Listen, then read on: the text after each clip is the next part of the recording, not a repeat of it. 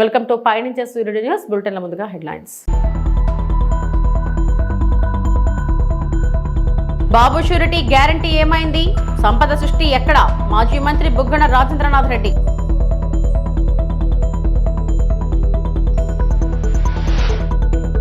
రెండో రోజు పోలీస్ కస్టడీకి మాజీ ఎంపీ గోరంట్ల మాధవ్.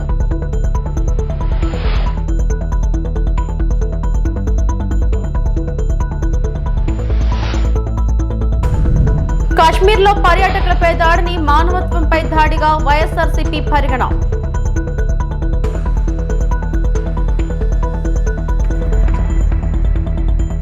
జమ్మూ కాశ్మీర్ పహల్గాంలో జరిగిన ఉగ్రదాడి సీమాంతర కుట్రేనని కేంద్ర ప్రభుత్వం స్పష్టం చేసింది. ఆర్టికల్ 370 రద్దు తర్వాత జమ్మూ కాశ్మీర్లో జరుగుతున్న అభివృద్ధిని సహించలేకే పొరుగుదేశం పాకిస్తాన్ ఉగ్రమూకలను ఎగదోసిందని తేల్చి చెప్పింది. ప్రధాని మోడీ అధ్యక్షతన సమావేశమైన భద్రతా వ్యవహారాల కేబినెట్ కమిటీ ఈ మేరకు అభిప్రాయం వ్యక్తం చేయడం సహా పాకిస్తాన్ ఆట కట్టించడమే లక్ష్యంగా పలు కీలక నిర్ణయాలు తీసుకుంది. పహల్గాం దాడి హంతకులు అంతు తేలుస్తామన్న కేంద్రం ఈ మృత్యు కిరీడ వెనుక సూత్రధారుల్ని చట్టం ముందు దోషులుగా నిలబెడతామని పేర్కొంది. Of Tahawur Rana, India will be unrelenting in the pursuit of those who have committed acts of terror or conspired to make them possible. Thank you very much. Thank you, ladies and gentlemen. With that, your patience and for joining at this relatively late hour. I have some prepared remarks that I'll share with you. And as Randhir said, due to some preoccupations, will not be able to take questions tonight. The Cabinet Committee on Security met this evening under the chairmanship of the Honorable Prime Minister. The CCS was briefed in detail on the terrorist attack on 22nd April 2025 in Pahalgam in Jammu and Kashmir, in which 25 Indians and 1 Nepali citizen were killed. A number of others sustained injuries. The CCS condemned the attack in the strongest terms and expressed its deepest condolences to the families of the victims and hoped for the early recovery of the injured. Strong expressions of support and solidarity have been received from many governments around the world, which have unequivocally condemned this terror attack. The CCS recorded its appreciation for such sentiments, which reflect zero tolerance for terrorism. In the briefing to the CCS, the cross-border linkages of the terrorist attack were brought out. It was noted that this attack came in the wake of the successful holding of the elections in the Union Territory and its steady progress towards economic growth and development. Recognizing the seriousness of this terrorist attack, the CCS decided upon the following measures. 1. The Indus Waters Treaty of 1960 will be held in abeyance with immediate effect until Pakistan credibly and irrevocably abjures its support for cross-border terrorism. 2. The integrated checkpost Atari will be closed with immediate effect. Those who have crossed over with valid endorsements may return through that route before 1 May 2025. Chebrolu కిరణ్పై దాడి కేసులో అరెస్టైన హిందూపురం మాజీ MP Gorantla మాధవ్ను పోలీసులు రెండో రోజు విచారిస్తున్నారు. రాజమహేంద్రవరం జైల్లో ఉన్న మాధవ్ను court అనుమతితో గుంటూరు తీసుకొచ్చారు. నగరంపాలెం పోలీస్ స్టేషన్లో విచారణకు సరైన స్థలం లేకపోవడంతో ఇబ్బంది అవుతుందని భావించిన పోలీసులు నల్లపాడు పిఎస్లో ఉంచి విచారిస్తున్నారు. దర్యాప్తు అధికారిగా ఉన్న నగరపాలెం సిఐ నజీర్ బేగ్తో పాటు గుంటూరు పశ్చిమ డీఎస్పీ అరవింద్, దక్షిణ డీఎస్పీ భానోదయ మాధవ్ను విచారించారు.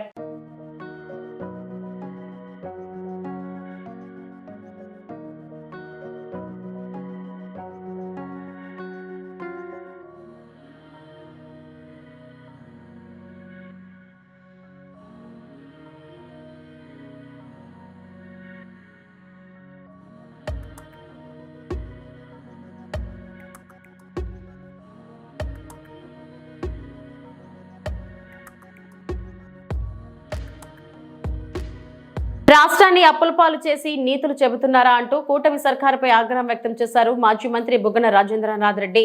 మా ప్రభుత్వం కంటే ఎక్కువగా కూటమి సర్కారు అప్పు చేసిందని చెప్పుకొచ్చారు. గత వైఎస్ఆర్సీపీ హయాంలో అడ్డుగోలు అప్పులు చేశారంటూ తప్పుడు ప్రచారం చేశారని మండిపడ్డారు.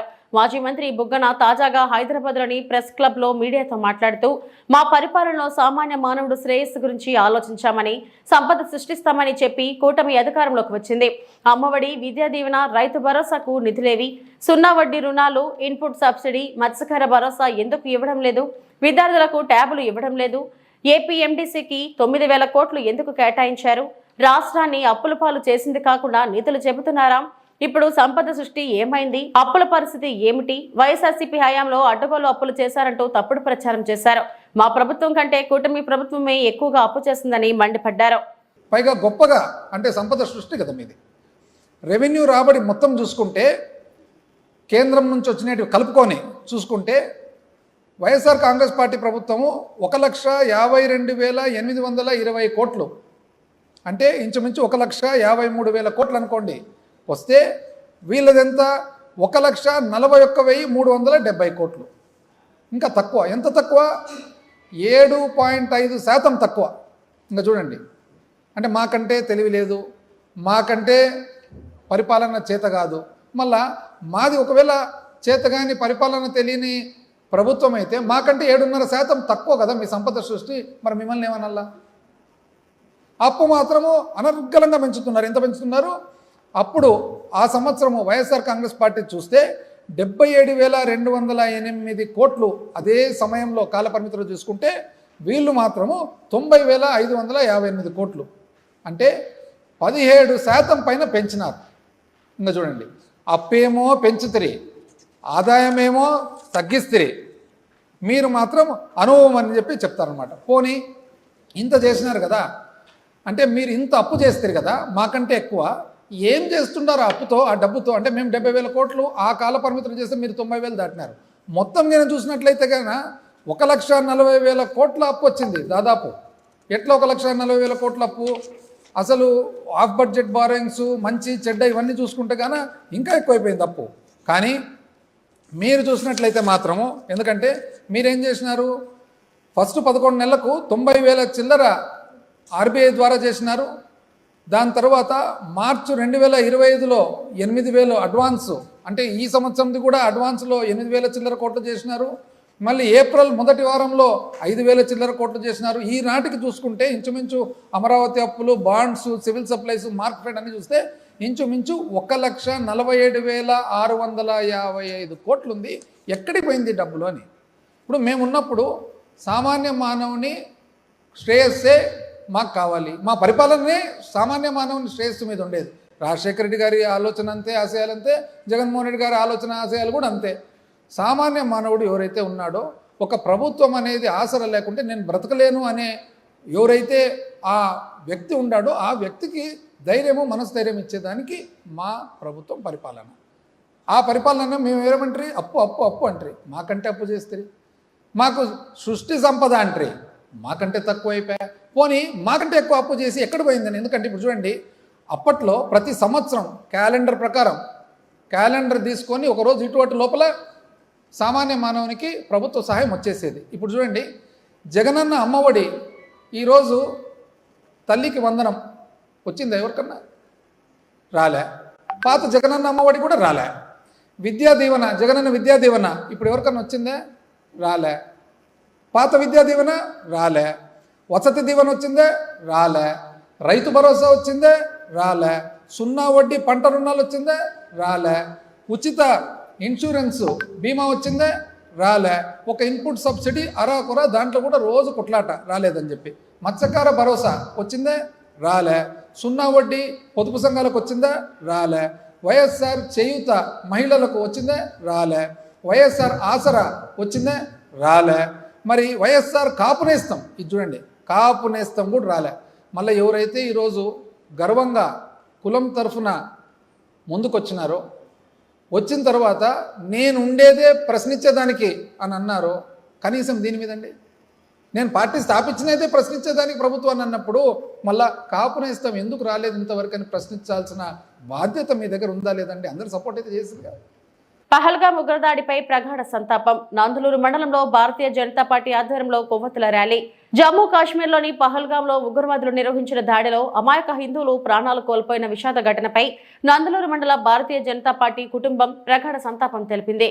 ఈ మేరకు జిల్లా అధ్యక్షుడు శ్రీ సాయి లోకేష్ సూచనతో నేడు నందలూరులో భారీ కొవ్వొత్తుల ర్యాలీ నిర్వహించారు. నరేంద్ర మోడీ నాయకత్వం వర్ధిల్లాలి, ఉగ్రవాదం నశించాలి అనే నినాదాలతో ర్యాలీ డీఎంసీ రోడ్డులో ప్రారంభమై విశేష స్పందనతో సాగింది. ఈ కార్యక్రమానికి assembly co convener doctor Arige Ramprasad నేతృత్వంలో వహించగా సీనియర్ నాయక్ ఏనుగుల బాలాంజనేయులు, జనసేన పార్టీకి చెందిన సమ్మేట చిన్న, మాజీ మండల అధ్యక్షుడు ఏ శివారెడ్డి, యువ నాయకుడు వీరబల్లి జయకుమార్ రెడ్డి తదితరులు పాల్గొన్నారు. ఉగ్రవాదం నశించాలి, ఉగ్రవాదం నశించాలి, మోడీ గారి నాయకత్వం వర్ధిల్లాలి, మోడీ గారి నాయకత్వం వర్ధిల్లాలి, మోడీ గారి నాయకత్వం వర్ధిల్లాలి, మోడీ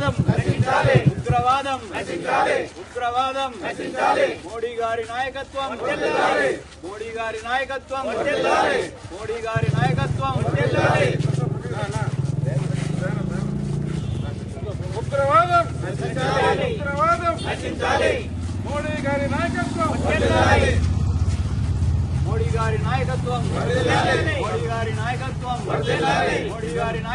వర్ధిల్లాలి.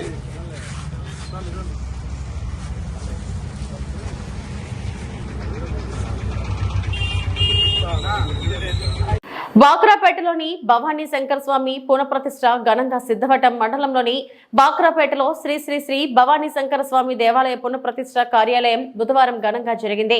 ఈ కార్యక్రమానికి టీడీపీ రాజంపేట పార్లమెంట్ అధ్యక్షులు శ్రీ చమర్తి జగన్మోహన్ రాజు ముఖ్య అతిథిగా హాజరై స్వామివారిని దర్శించుకుని ప్రత్యేక పూజలు నిర్వహించారు. వేద మంత్రాలతో అర్చకులు ఆయనను సత్కరించారు. ఈ సందర్భంగా ఆయన మాట్లాడుతూ శివుని ఆజ్ఞ లేనిదే ఏ పని జరగదని, ఇలాంటి పవిత్ర కార్యక్రమంలో పాల్గొనడం పూర్వజన్మ సుకృతమన్నారు. బాకురాపేట ప్రజల భక్తి చూసి ఎంతో ఆనందంగా ఉందని, శివుని ఆశీస్సులతో గ్రామ ప్రజలు సుభిక్షంగా ఉండాలన్నారు. ఈ వేడుకలో రాష్ట్ర బీసీసీఎల్ కార్యదర్శి కాడే శ్రీనివాసులు, గ్రామ నాయకులు, టీడీపీ కార్యకర్తలు పెద్ద ఎత్తున ప్రజలు పాల్గొన్నారు. పునఃప్రతిష్ఠించి ఎంతో వైభవపేతంగా ఈ గుడి నిర్మించినారు.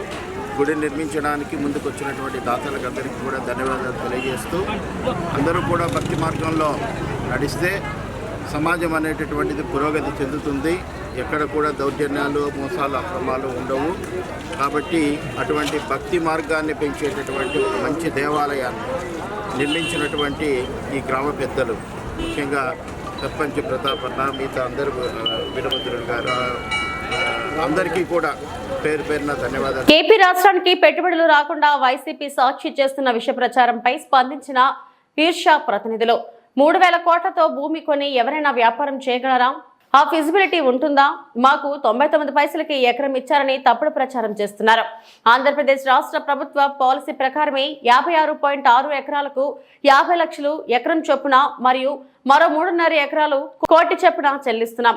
మేము 150 ఎకరాలు కావాలని అడిగినా మాకు తగ్గించే ఇచ్చారు అని తాళ్లూరి ప్రమోటర్ ఈర్సా క్లస్టర్ తెలియజేసింది. 1,000 కోట్లు భూమికి పెట్టి ఎవరైనా ఎక్కడైనా ఒక బిజినెస్ ని స్టార్ట్ చేయటం మీరు చూసారా? ఇది ఫీజిబుల్లేనా? దాన్ని ఎలా చేస్తున్నారు? ఇంకొకటండి, కాపులొప్పాడలో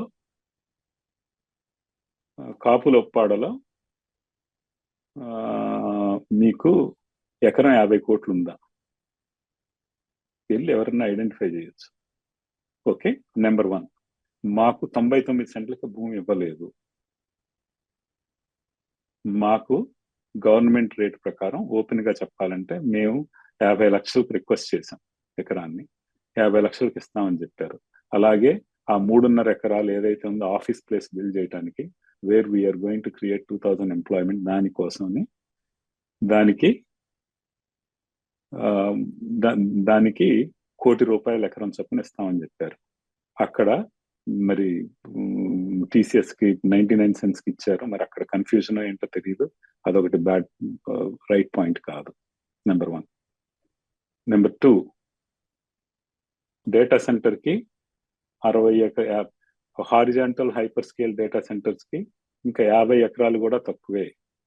150 మీరు ఎక్కడ చూస్తే 150 నుంచి 200 ఎకరాలు, 100 ఎకరాలు కూడా ఇచ్చేస్తూ ఉంటారు. ఎందుకంటే ఎంత స్పేస్లో అది కడితే దాని ఆపరేషన్ కాస్ట్ అంత తగ్గుద్ది ఆపెక్స్. అందుకని మేము మోర్ రిక్వెస్ట్ చేసినా మాకు తగ్గించి ఇచ్చారు.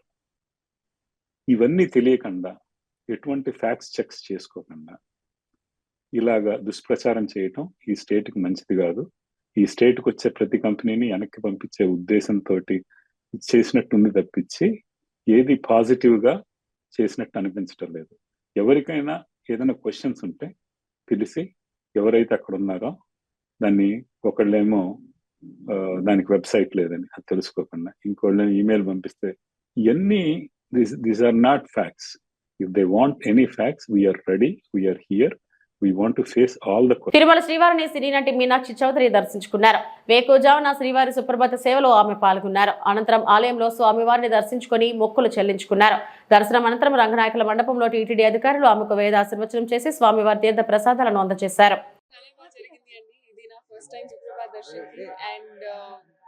చాలా చాలా హ్యాపీగా, చాలా సంతోషంగా ఉంది. అండ్ హోప్ఫుల్లీ మళ్ళీ ఇక్కడ రావడం అది అవకాశం అయితే డెఫినెట్ గా నేను వస్తా. So thank you so much. Thank you. ఇప్పుడు నాగ చైతన్యతో ఒక మూవీ ఉంది అండ్ నవీన్ పులిశెట్టి గారితో ఒక మూవీ ఉంది. సో ఇది రెండు అండ్ ఇంకా అనౌన్స్మెంట్స్ ఉన్నాయి. అది ఒకసారి ఫార్మల్లీ అనౌన్స్ చేస్తే నేను చెప్తాను. ఏలూరు జిల్లా పోలవరం మండల కేంద్రంలో కాశ్మీర్లో జరిగిన ఉగ్రదాడిని ఖండిస్తూ హిందూ, ముస్లిం, క్రిస్టియన్ మతాల ప్రతినిధులు కలిసి కొవ్వొత్తుల ర్యాలీ నిర్వహించారు. కూటమి నాయకుల ఆధ్వర్యంలో పోలవరం మెయిన్ సెంటర్ నుంచి ఏటుకట్టు సెంటర్ వరకు ఈ ర్యాలీ కొనసాగింది.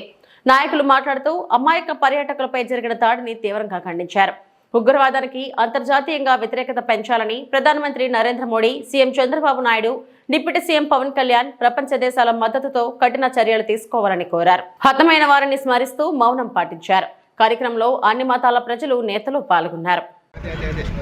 జమ్మూ కాశ్మీర్లో జరిగిన ఉగ్రదాడిలో 28 మంది పర్యాటకులు వారి యొక్క ప్రాణాలు కోల్పోవడం చాలా బాధాకరం. ఒక ఉగ్రవాద సంస్థ హిందువుల్ని ప్రత్యేకంగా టార్గెట్ చేసి వారు ఏ మతం అని చెప్పి అడిగి మరి బహిరంగంగా భార్య ముందు భర్తల్ని, పిల్లల ముందు తండ్రుల్ని కూడా కాల్ చేయడం, వారి యొక్క మతాన్ని చెప్పకపోతే వారి జేబుల్లో ఉన్న ఐడెంటిటీ కార్డులు తీసి వీడు హిందువా కాదా అనేదాన్ని నిర్ధారించుకుని అతి దారుణంగా, కిరాతకంగా ఏకపాటిసిన కారణంతో అతి దగ్గరగా వాళ్ళని కాల్చడం చాలా దురదృష్టకరం. అటువంటి యొక్క ఉగ్రవాదుల్ని తక్షణమే అరెస్ట్ చేసి వారిని బహిరంగంగా మరోసారి కాల్ చేయాలని చెప్పి ఈ యొక్క ప్రభుత్వాన్ని మేము కోరుతున్నాం. మరీ ముఖ్యంగా ఇప్పటికే రాష్ట్రంలో పవన్ కళ్యాణ్ గారు కానీ, చంద్రబాబు నాయుడు గారు కానీ, అదే ప్రధానమంత్రి నరేంద్ర మోడీ గారు కూడా ఈ యొక్క ఉగ్రవాదాన్ని అణిచివేయాలని చెప్పి ప్రపంచ దేశాల మద్దతుతో వారందరినీ కూడా తప్పనిసరిగా అరెస్ట్ చేసి తగిన చర్యలు తీసుకుంటామని చెప్పి ఇప్పటికే భారత ప్రభుత్వం తేల్చి చెప్పింది. అయినా సరే ఈ యొక్క ఉగ్రదాడులు దేశవ్యాప్తంగా ప్రతి చోట జరుగుతున్నాయి కాబట్టి వారిని పూర్తి స్థాయిలో ఒట్టు పెట్టాలని చెప్పి మా యొక్క కూటమి ప్రభుత్వంతో డిమాండ్ చేస్తున్నాం. ముఖ్యంగా ఈ యొక్క జమ్మూ కాశ్మీర్లో సంబంధించి ఆ యొక్క టీఆర్ఎఫ్ సంస్థ జమ్మూ కాశ్మీర్లో 370 యాక్ట్ ఎప్పుడైతే రద్దు జరిగిందో ఆ రోజు నుంచి కూడా ఈ లష్కర్ తోయబా అనే ఉగ్రవాద సంస్థ ప్రత్యేకంగా టీఆర్ఎఫ్ అనే సంస్థను ఏర్పాటు చేసింది. ఎందుకంటే ఈ యొక్క పాకిస్తానే ఉగ్రవాదం తయారు చేస్తుందన్న విషయాన్ని ప్రపంచ దేశాలని గుర్తించాయి కాబట్టి ఈ యొక్క పాకిస్తాన్ బ్లాక్ లిస్ట్ లో పెడతామని చెప్పి ఎప్పుడైతే అమెరికాతో పాటు పెద్ద దేశాన్ని కూడా హెచ్చరించాయో ఆ యొక్క లష్కర్ తోయబా కాకుండా మేము అనుకూలంగా ఉన్నాం, టెర్రరిస్టులకు వ్యతిరేకంగా ఉన్నాం, శాంతియుత చర్చలకు అనుకూలంగా ఉన్నామని చెప్పి మరోపక్క ఈ యొక్క టీఆర్ఎఫ్ సంస్థని ఏర్పాటు చేసి ఈ యొక్క టీఆర్ఎఫ్ సంస్థ ద్వారా ఉగ్రవాదాన్ని పెంచి పోషిస్తున్న ఈ యొక్క పాకిస్తాన్కు తగిన గుణపాఠం చెబుతామని చెప్పి చెప్పాలని చెప్పి ఈ యొక్క ప్రభుత్వాలు కోరుతున్నాం. ఎందుకంటే నిన్న పశ్చిమ బెంగాల్లో చూసాం, ఆ యొక్క క్రిస్టియన్ కుటుంబాలని ఇళ్ల నుంచి బయటికి లాగి మరీ కాల్చారు. ఇవాళ జమ్మూ కాశ్మీర్లో ఈ యొక్క హిందువుల్ని దాడి చేస్తున్నారు. ఎందుకంటే ఈ యొక్క ఆంధ్రప్రదేశ్లో కానీ దేశవ్యాప్తంగా చాలా మంది ముస్లింలు మత సామరస్యానికి అనుకూలంగా మనందరం భారతీయులం, మతాలు ఏవైనా, కులాలు ఏవైనా సరే, ప్రాంతాలు ఏవైనా సరే మనందరం కూడా భారతీయులు అనే ఉద్దేశంతో ఈ యొక్క ముస్లింస్ కూడా చాలా సానుకూలంగా అందరితో కలిసి ఈ యొక్క భారత ప్రభుత్వానికి రాష్ట్ర ప్రభుత్వంగా మద్దతిస్తుంటే మరికొంతమంది, కేవలం కొంతమంది ఉగ్రవాదులు ఆ యొక్క ఉగ్రవాదులు చేసే పని వల్ల కొంతమంది ఈ రోజు ఇబ్బంది పడాలని పరిస్థితి ఏర్పడుతుంది. మనం ఎవరో ఇబ్బంది పడక్కర్లేదు, కేవలం ఉగ్రవాదులను మాత్రమే అణిచివేద్దాం, ఉగ్రవాదులకు మాత్రమే వ్యతిరేకం మేము అంతే తప్పించి మత ప్రాతిపదికన ఎవరికీ వ్యతిరేకం కాదు అనే విషయాన్ని మేము కూటమి ప్రభుత్వంతో తెలియజేస్తున్నాం. ఆ యొక్క ఉగ్రవాదాన్ని అణిచివేయాలని చెప్పి, ఉగ్రవాదుల్ని మొట్టు పెట్టాలని చెప్పి తక్షణమే వారిని అరెస్ట్ చేసి తగిన శిక్షలు విధించి భవిష్యత్తులో ఇటువంటి పరిస్థితులు రాకూడదని చెప్పి మేము కేంద్ర ప్రభుత్వాన్ని, రాష్ట్ర ప్రభుత్వాన్ని కోరుతున్నాం. మరీ ముఖ్యంగా ఈ యొక్క ఉగ్రదాడిలో చనిపోయిన ఆ యొక్క పర్యాటకులందరికీ కూడా నివాళులు అర్పిస్తున్నాం. సంగారెడ్డి జిల్లా నారాయణఖేడ్ ఎక్సైజ్ స్టేషన్ పరిధిలో దాడులు నిర్వహించి అక్రమంగా గంజా సరఫరా చేస్తున్న అబ్బెంద శివారు కింది తండాకి చెందిన నేనావత్ సంతోష్ ను అదుపులోకి తీసుకుని అతని వద్ద నుండి 800 గ్రాముల ఎండు గంజాయిని, 2 మొబైల్ ఫోన్లను, ఒక బజాజ్ పల్సర్ ను స్వాధీనపరుచుకొని నారాయణఖేడ్ ఎక్సైజ్ స్టేషన్ కి తరలించారు. మరో కేసులో అక్రమంగా గంజాయి పంటను సాగు చేస్తున్న అబ్బెంద శివారు కింది తండాకు చెందిన కళావత్ చందర్ వ్యవసాయ భూమిలో ఉన్న 5 గంజాయి చెట్లను స్వాధీనం చేసుకుని కేసు నమోదు చేశారు. ఆ వ్యక్తి పరారులో ఉన్నాడని, త్వరలో పట్టుకుంటామని తెలిపారు. ఇక్కడ ఏం చేస్తాను? ఏ అంటే అగ్రికల్చర్ ఎక్స్టెన్షన్ ఏఈఓ. ఓకే. ఈ అంటే ఇక్కడ ఈ ఊరికి నువ్వే ఏఈఓ. ఇది ఈ ఏం మొక్కల ఐడియా ఉందా? ఇది గ్రామ పంచాయతీ ఏమొస్తుంది? గ్రామ పంచాయతీ పీర్లతాండ. ఈ సర్వే నెంబర్ వచ్చేసి 100 బై సబ్ డివిజన్ ఉందా? అదే సబ్ డివిజన్ ఎగ్జాక్ట్లీ. ఇది నీకు ఐడియా ఉందా? ఇది ఏందో మీకు ఐడియా ఉందా? గంజాయి చెట్టు. ఓకే. ఇది కూడా గాంజాయి చెట్టు. ఇదంతా గాంజాయి చెట్టు కదా. ఇక్కడ అక్కడ కూడా బాబు చూడండి. ఎట్లా అమ్మా? ఇక్కడ కూడా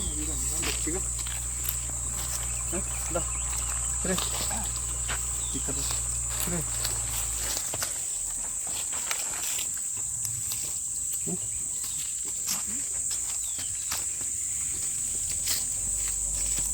ఏమా సార్ ఇది తీసేయమంటారా? పద్ధతిగా తీసేయాలి కదా.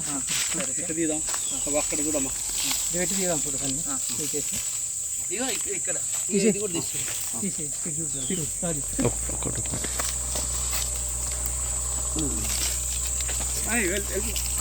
బాబు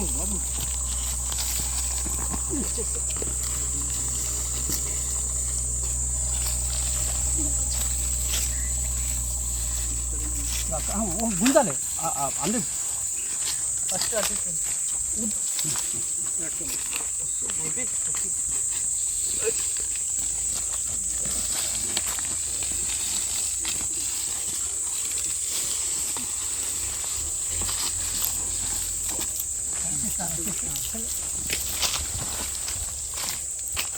చెట్లు మంచి రాజు కట్ల నుంచి ఫోటో కూడా తీసేసి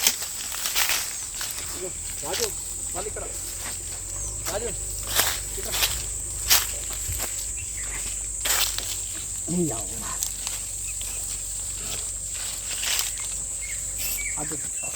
అది కూడా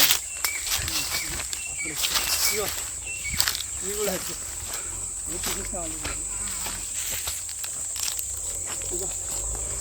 తీసుకురండి సార్, తీసుకురండి రాజు. అన్న ఇట్రమ్మా పట్టండి.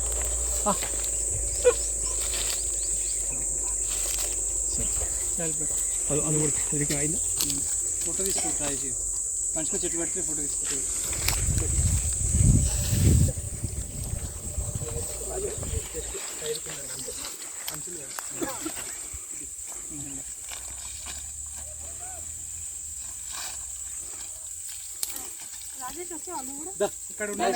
ఉంటాడు ఏం కదా అంతే ఏడుకోడు. అంత కొట్టి ఇప్పుడు రాళ్ళతో కొట్టాడు, తలకాలలో కొట్టాడు. విశాఖ జిల్లా గాజువాక మండలం ఏపీఐఐసి ఐలా పారిశ్రామిక వాడలో మరో నూతన ఆహార పరిశ్రమ ఎఫ్ బ్లాక్ లో ఈ రోజు ప్రారంభమైంది. ఆంధ్రప్రదేశ్ బ్రాహ్మణ కోఆపరేటివ్ క్రెడిట్ సొసైటీ లిమిటెడ్ బ్రాహ్మణ సంక్షేమ సంస్థకు అనుబంధంగా సుచి ఫుడ్స్ ప్రొడక్ట్స్ ఈ కార్యక్రమానికి ముఖ్య అతిథిగా ఐలా కమిషనర్ ఏ కిషోర్ హాజరయ్యారు. ఈ సంస్థ గురించి కమిషనర్ మాట్లాడి అనంతరం రిబ్బన్ కట్ చేసి మిషన్ స్విచ్ ఆన్ చేసి సంస్థను ప్రారంభించారు. తదుపరి సుచి ప్రొడక్ట్ సిఇఓ ఈ సంస్థ గురించి వివరాలను తెలియజేయడం ఆయన మాటల్లోనే విందాం. సభ్యులకు, మీడియా మిత్రులకు అందరికీ నా నమస్కారం. ఈరోజు మనం ఆంధ్రప్రదేశ్ కోఆపరేటివ్ క్రెడిట్ సొసైటీ వారు పెట్టిన సుచి ఫుడ్ ప్రొడక్ట్స్ కార్యక్రమం రావడం జరిగింది. సో మనం ప్రభుత్వం వారు ఆంధ్రప్రదేశ్ కోఆపరేటివ్ సొసైటీ ఏమున్నా కానీ ఏ సామాజిక వర్గానికైనా పెద్దపీట వేస్తున్నారు. అందులో భాగంగా ఆంధ్రప్రదేశ్ గ్రామీణ కోఆపరేటివ్ సొసైటీ క్రెడిట్ సొసైటీ వారు ఎన్నో పథకాలని పెట్టడం జరిగింది. అది చాలా సంతోషకరమైన విషయం. అందులో ఉద్దేశించి ఈరోజు శుచి ఫుడ్ ప్రొడక్ట్స్ని స్థాపించడం జరిగింది. సో అది ఆటోనగర్లో లేకపోవడం, ఇప్పుడు ఫుడ్ ప్రొడక్ట్స్ కూడా ఆటోనగర్లోకి రావడం చాలా సంతోషకరం.